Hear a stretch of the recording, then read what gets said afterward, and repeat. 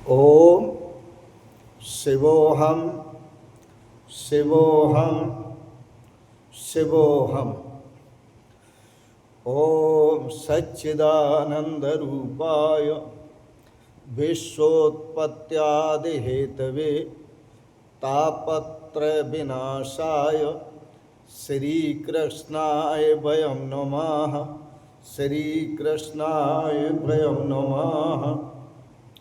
ओम अखंडानंद बोधाय शिष्य संतापहारिणे सच्चिदानंद रूपाय तस्मै श्री गुरवे नमः। तस्मै श्री गुरवे नमः। तस्मै श्री गुरवे नमः।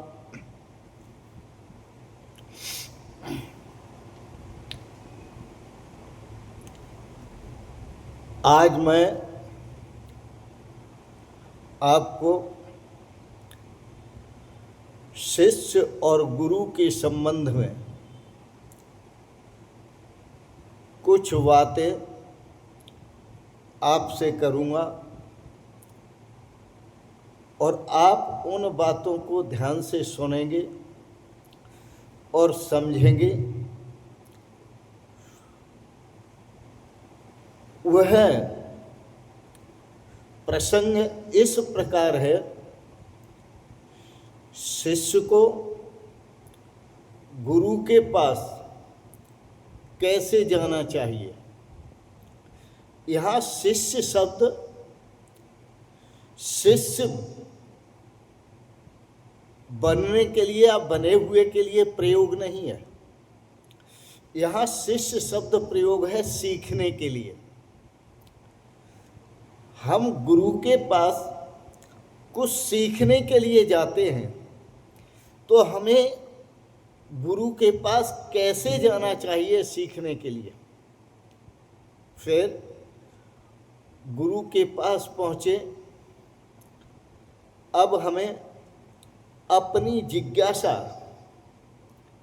गुरु के समक्ष कैसे रखना चाहिए। अपनी जो जिज्ञासा है वो है गुरु के पास किस शब्दों में रखें, कैसे उनके श्री चरणों में निवेदन करें। तीसरी बात, गुरु के पास हम ये जाने जाकर गुरु के पास जाकर उनके पास बैठकर हम ये जाने कि हमें क्या करना चाहिए और क्या नहीं करना चाहिए। हमें क्या क्या करना है और क्या क्या नहीं करना है, यह गुरु ही बता सकते हैं। उनके पास जाकर यह सब समझना है, जानना है और ये भी जानना है कि हम गुरु के पास जाकर कैसे रहें, कैसे जिएं, हमारा जीवन कैसा हो। हम ये बातें सब आज के प्रसंग में समझेंगे।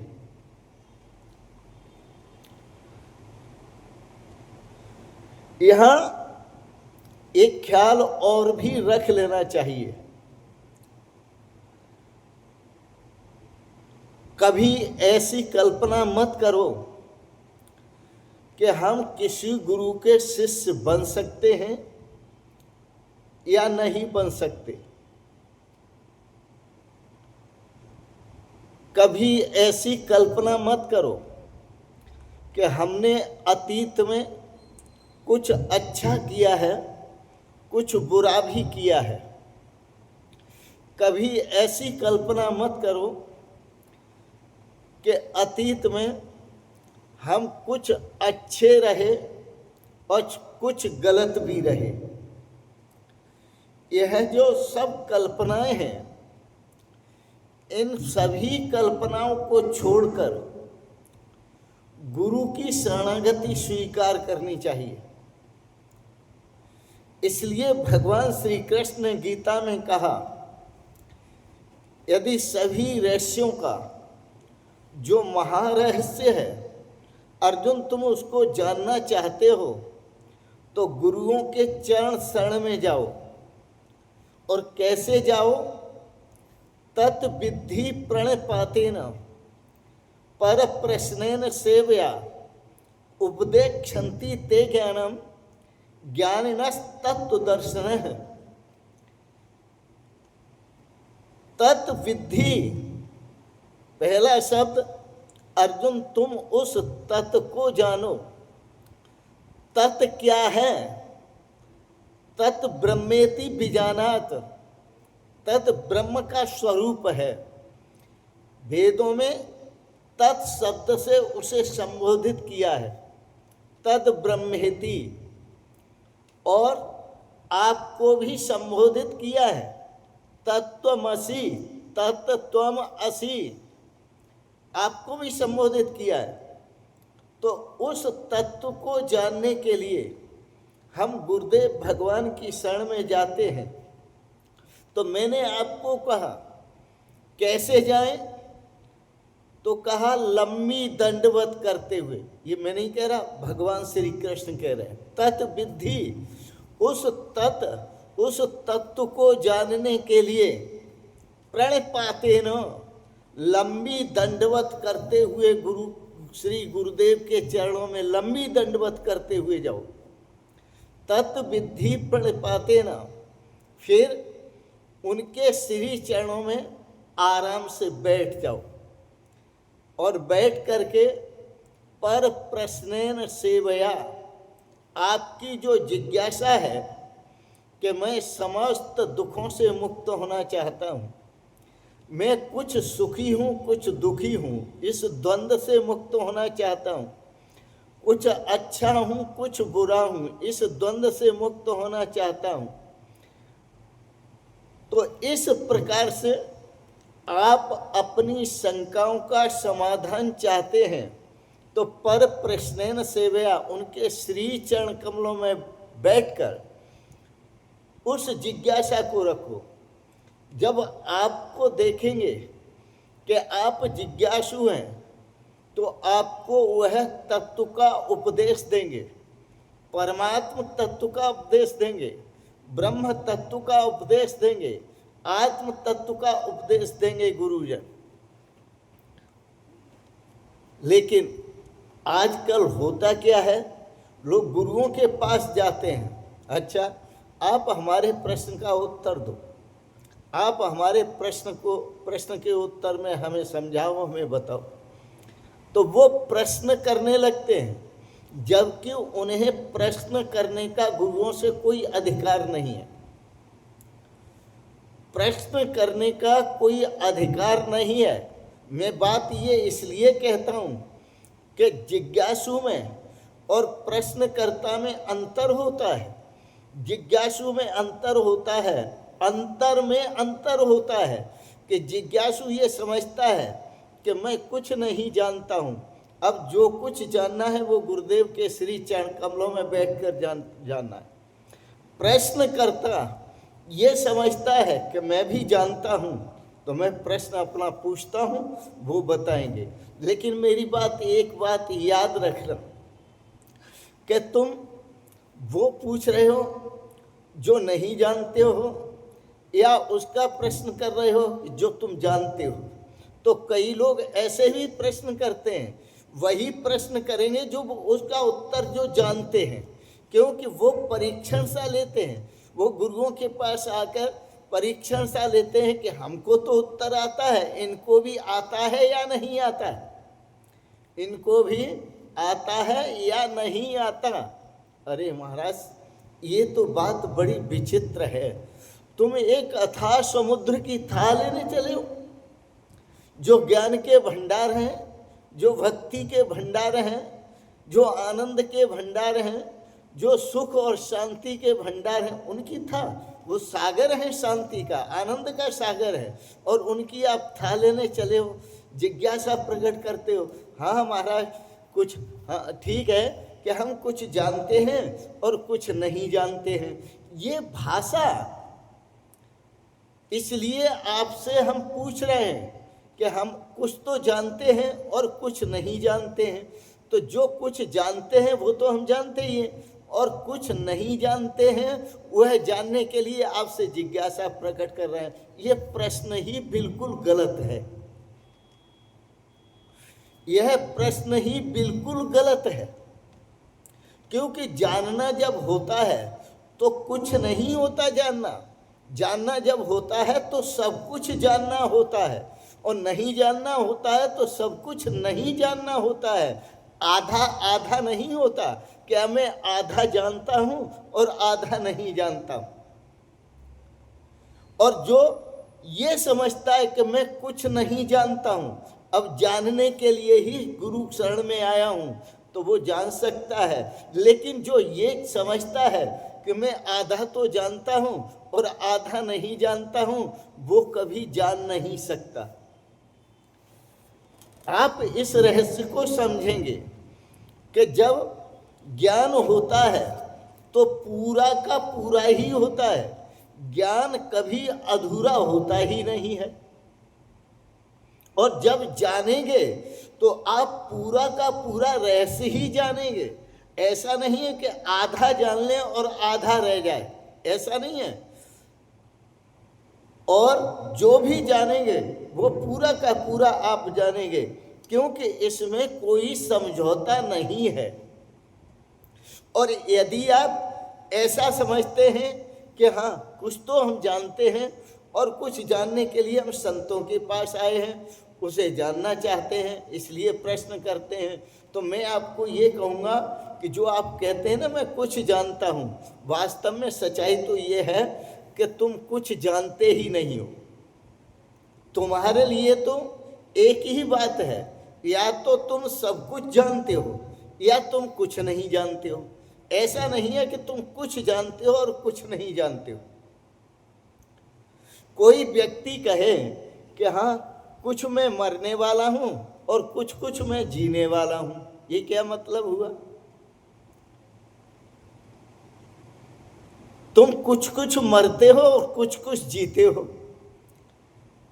वस्तुतः यदि मरते हो तो पूरे मरते हो और जीते हो तो पूरे जीते हो। इस रहस्य को आप समझो, और इस रहस्य को समझाने के लिए ही मैंने आज का प्रसंग उठाया है। हाँ महाराज, जीवन मेरा कुछ गलत है और कुछ अच्छा है, तो आप ये समझ लेना कि आपके अंदर जिज्ञासा नहीं है, क्योंकि आप कहते हैं कि मेरा जीवन कुछ गलत है और कुछ अच्छा है। तो जो अच्छा है वो तो अच्छा है ही मेरे पास, लेकिन जो गलत है उसको भी मैं अच्छा करने के लिए आपके पास आया। ये आपकी जो कल्पना है वो कल्पना मनोराज्य में कर रहे हैं आप, मनोराज्य में कल्पना कर रहे हैं, मानी मन से कल्पित कल्पनाएं कर रहे हैं। वस्तुतः तो ये है, यदि आप गलत हैं तो पूरे गलत हैं, और यदि आप सही हैं तो पूरे सही हैं। अब किसी से मैंने पूछा कि आप परमात्मा को जानते हो, तो वो कहते हैं कि मैं कुछ कुछ जानता हूँ और कुछ कुछ नहीं जानता हूँ। यह भी कोई उत्तर है क्या?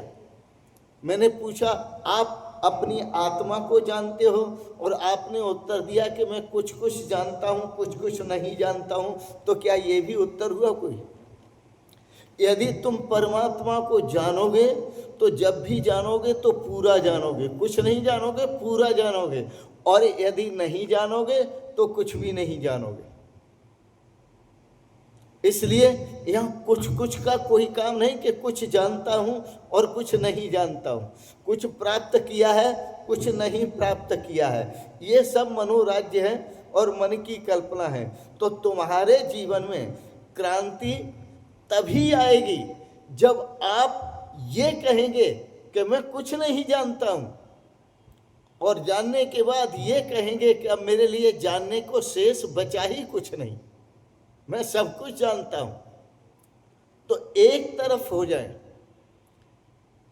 आप कुछ कुछ में न जिए, आप सब कुछ में जिए।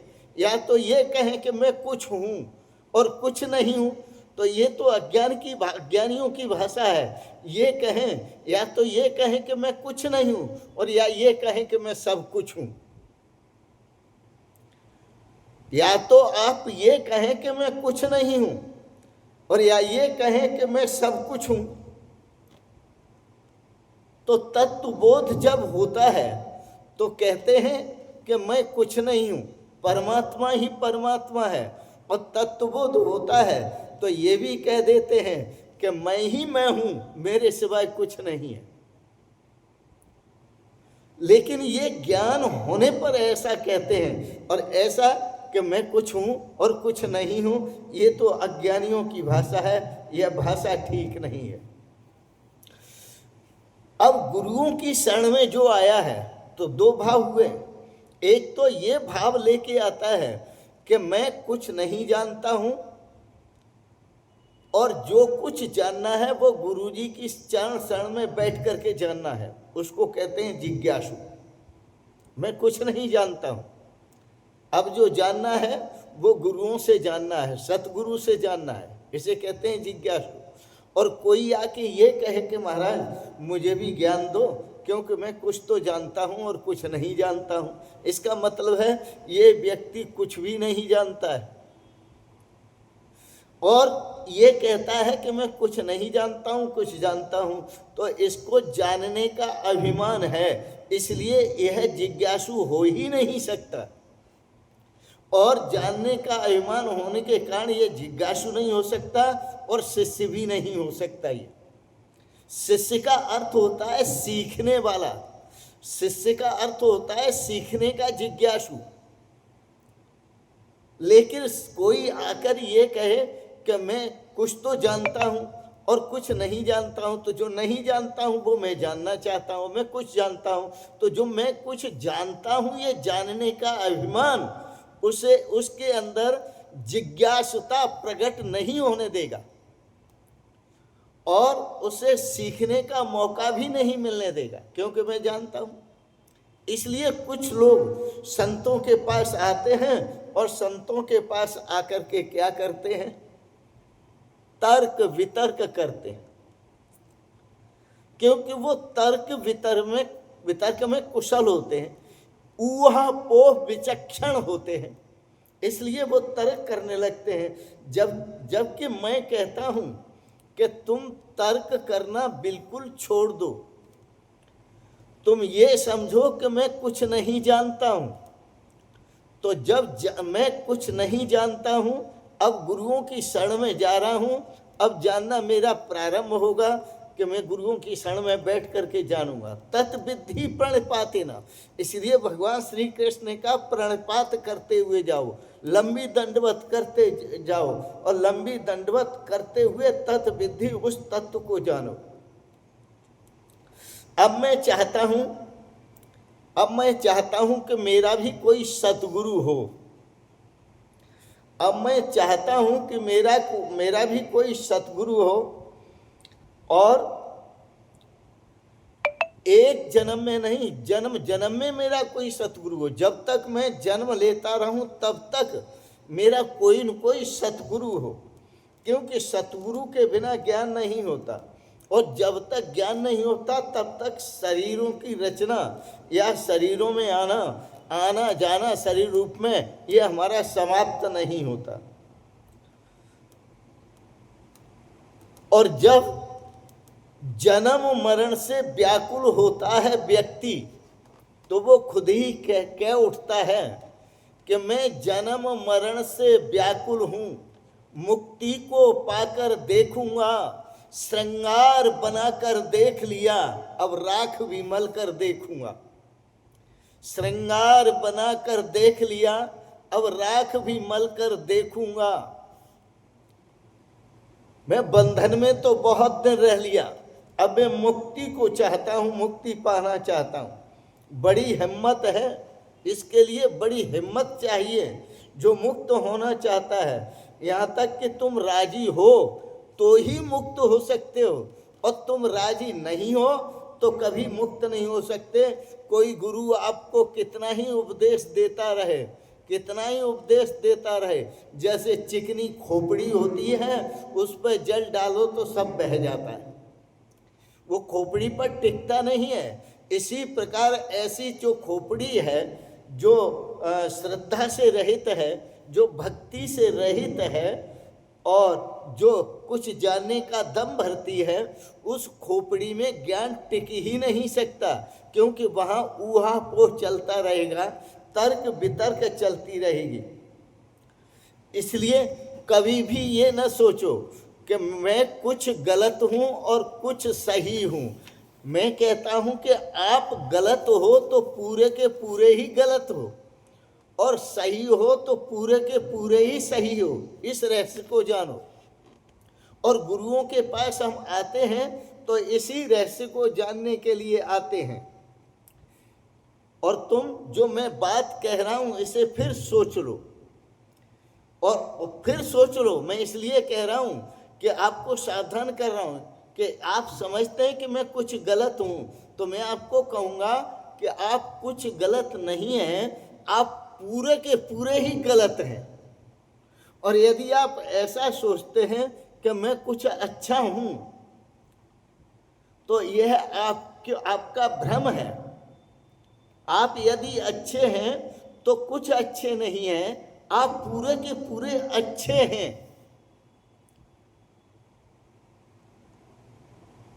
और इस बात को आप समझो।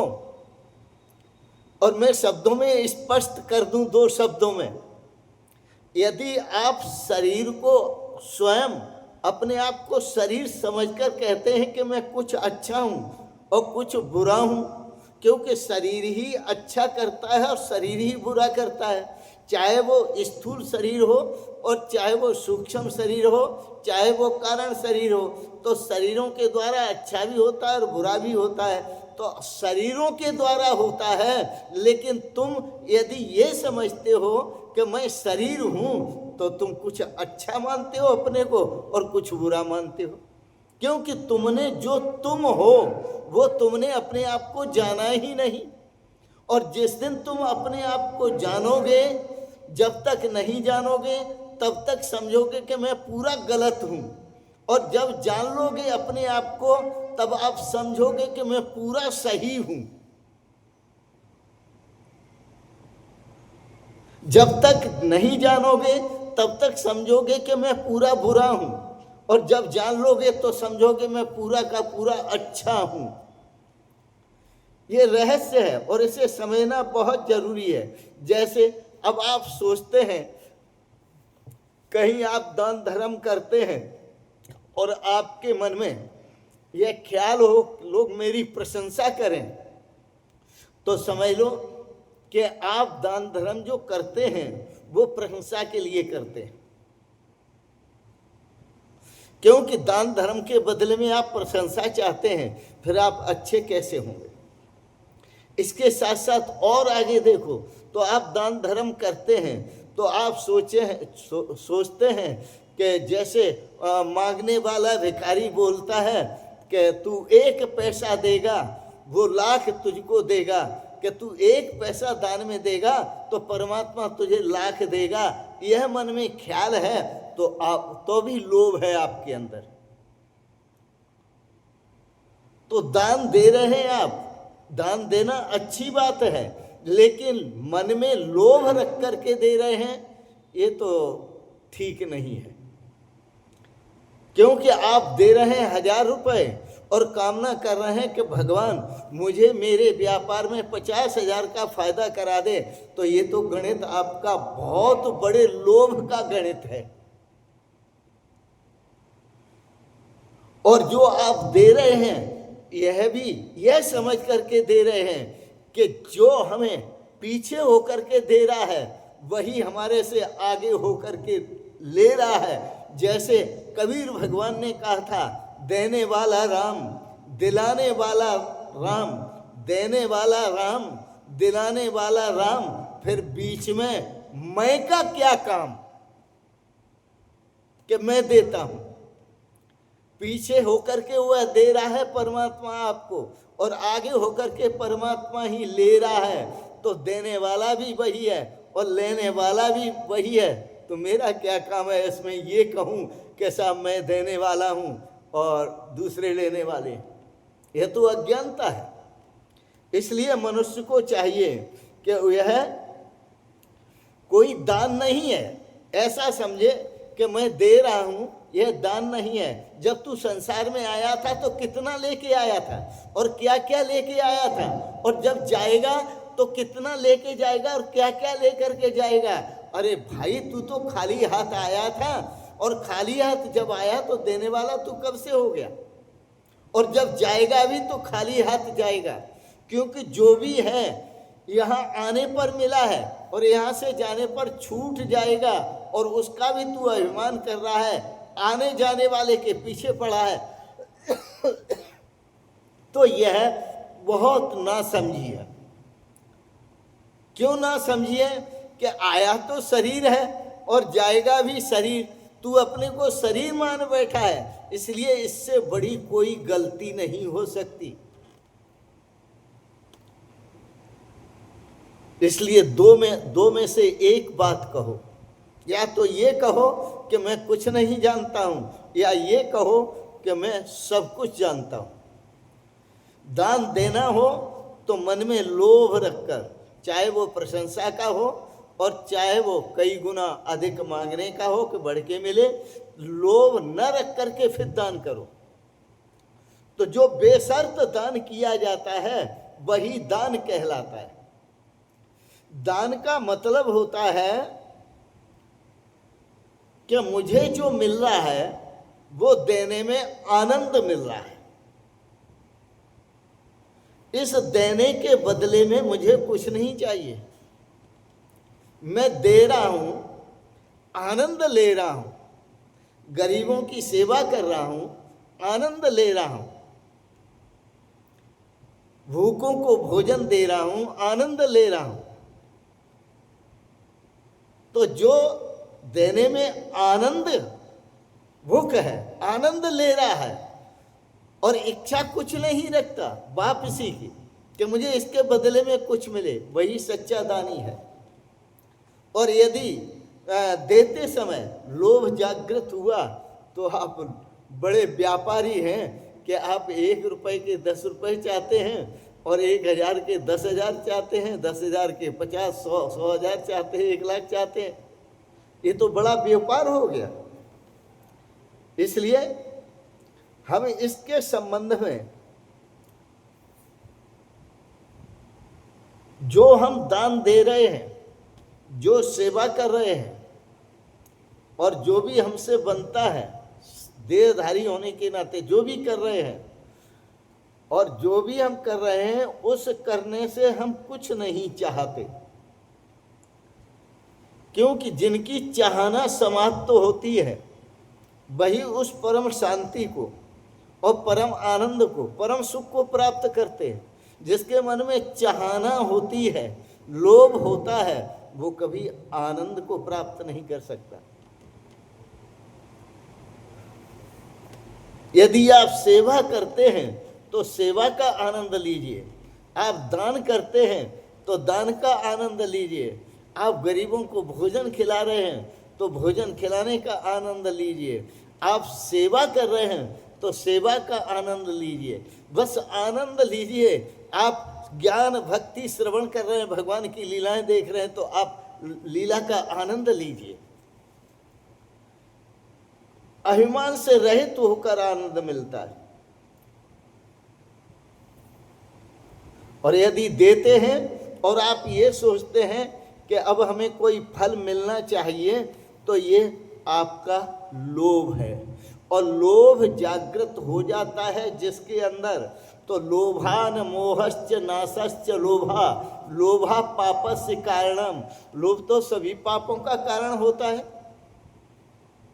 और लोभ से ही मोह होता है और मोह से ही फिर नाश होता है। लोभान मोहा, लोभ से मोह उत्पन्न होता है। नाशश्च लोभा, और लोभ से ही नाश उत्पन्न होता है। लोभान मोहश्च नाशश्च लोभा, लोभा पापस्य कारणम। और सभी पापों का जो कारण है वो लोभ होता है। एक दूसरे की चाहे संपत्ति हो, चाहे जो कुछ भी हो, और दूसरे की संपत्ति को, धन को हरण करने के लिए जो लोभ जागृत होता है, तो उस समय हमारा किसी से कोई संबंध नहीं होता केवल उस धन से, उस संपत्ति से ही संबंध होता है। हमारा आत्मा से कोई संबंध नहीं, परमात्मा से कोई संबंध नहीं। इसलिए मनुष्य को चाहिए कि लोभ को अच्छी तरह समझ ले। लोभ का मतलब है कि आप जो कर रहे हैं उसमें फल की आकांक्षा रखकर कर रहे हैं, तो फल की आकांक्षा नहीं रखनी चाहिए। तो दान का अर्थ होता है कि फल आकांक्षा को जन्म न देना। दान करो, सेवा करो, फल आकांक्षा को जन्म न देना, क्योंकि देने का मजा, देने का आनंद तभी आता है जब हमारे मन में किसी प्रकार का लोभ न हो। गुरुजन शिष्य सीखने वाले को ज्ञान देते हैं, बदले में कुछ नहीं चाहते, आशीर्वाद देते हैं, तो उनको आनंद आता है। यदि वो भी लोभ रखकर आशीर्वाद दें, लोभ रखकर ज्ञान दें, और मन में जो लोभ हो वो पूरा ना हो, तो फिर वो भी जाकर दुखी होंगे। इसलिए सेवा में लोभ रहित होकर सेवा करो।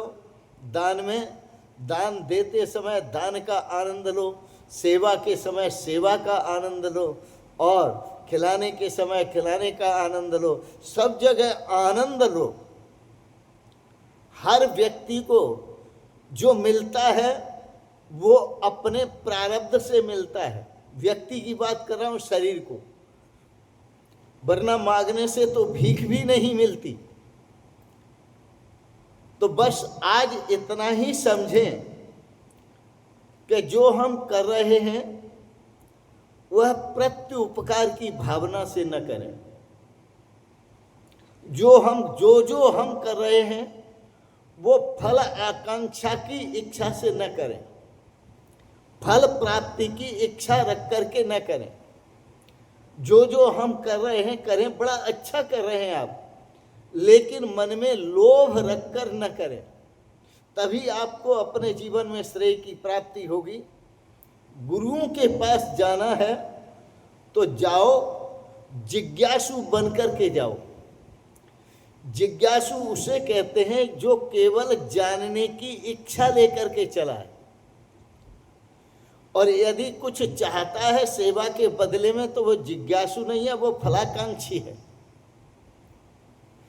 तो जिज्ञासु उसे कहते हैं जो तत्व है उस तत्व को जानने की इच्छा लेकर के चला। मुझे तत्व ज्ञान होना चाहिए, मुझे परमात्मा स्वरूप का बोध होना चाहिए, मुझे अपने स्वरूप का बोध होना चाहिए। तो जो अपने स्वरूप को जान लेता है वो परमात्मा को भी जान लेता है, जो आत्मा को जान लेता है वो परमात्मा को भी जान लेता है, और जो आत्मा और परमात्मा को जान लेता है वो सबको जान लेता है। इसलिए वेद में कहा, आत्मा बा अरे दृष्टे श्रुते मते विज्ञाते यद इदम सर्वम विदितम भवति। आत्मा के जान लेने पर सब कुछ जाना हुआ हो जाता है, आत्मा के प्राप्त होने पर सब कुछ प्राप्त हुआ हो जाता है। और आत्मा के बिना समझो आत्म स्वरूप को नहीं जाना तो कुछ नहीं जाना। इसलिए महापुरुष बार बार आपको संबोधित करते हैं, जगत व्यवहार जिन जाना, जगत व्यवहार जिन जाना, न अपने आप को जाना, उन्होंने कुछ नहीं जाना, वृथा भूभार होते हैं। जगत के सारे व्यवहार को जिन्होंने जान लिया और अपने आप को नहीं जाना तो समझो उन्होंने कुछ भी नहीं जाना। वो इस पृथ्वी पर भार बन करके विचरण कर रहे हैं। इसलिए हे इंसान, अपने आप को पहचान, यही है भक्ति और यही है ज्ञान। इन शब्दों के साथ ही वाणी को विराम देंगे। आप सबने बड़े प्रेम और श्रद्धा से जो प्रवचन श्रवण किया इसके लिए बहुत बहुत अनुग्रहित हूँ। आप बहुत दिन से प्रतीक्षा भी कर रहे हैं, मैं बहुत दिन से आपसे बात नहीं कर सका, आज मुझे मौका मिला, मैंने आपसे बात की। आप सबके लिए बहुत बहुत शुभकामनाएं, बहुत बहुत आशीर्वाद और बहुत बहुत धन्यवाद और बहुत बहुत बधाइयाँ। इन शब्दों के साथ ही वाणी को विराम देते हुए आप सबके परम पावन श्री चरण कमलों में बारंबार प्रणाम प्रणाम प्रणाम। शिवोहम शिवोहम शिवोहम।